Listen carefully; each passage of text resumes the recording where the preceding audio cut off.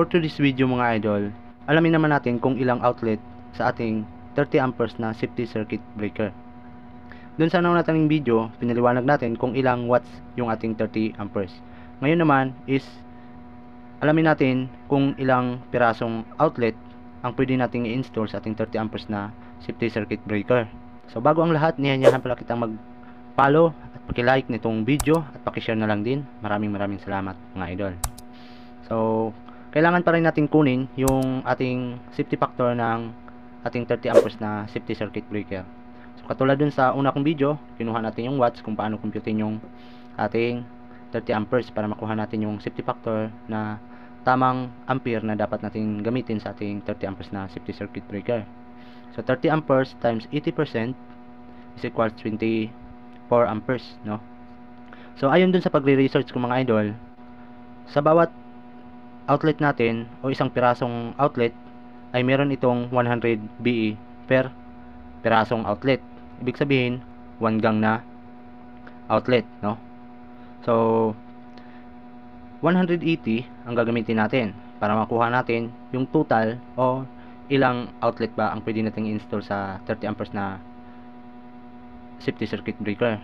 So 180 di-divide nyo lang sa 230 volts na minimum na ginagamit natin, no? So 180 BE divide 230 volts is equal 0.78 ampere.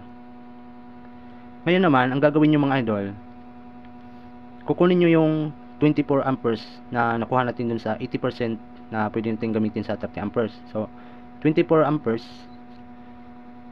i-divide nyo sa 78 amperes equals 30.76 pieces na outlet, no? So ang minimum na pwede natin i-install sa ating safety circuit breaker na outlet, kung tagtugang ay pwede tayong magkabit ng 10 to 13 pieces na tagtugang outlet.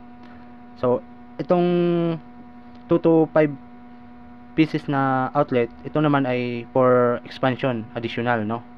So ngayon alam niyo na kung ilang pirasong outlet yung pwedeng ikabit dito sa ating 30 amperes na safety circuit breaker. Ngayon naman, ang huli natin ay pwede ba yung ating 3.5 na wire sa ating 30 amperes na circuit breaker para sa installation nitong ating convenience outlet, para sa wiring installation nya, no? So ang 3.5 na wire, ang pwedeng breaker dyan 20 hanggang 30 amperes na circuit breaker, no? So maraming salamat mga idol. Sunod nating video is dumako na naman tayo sa 40 amperes na safety circuit breaker.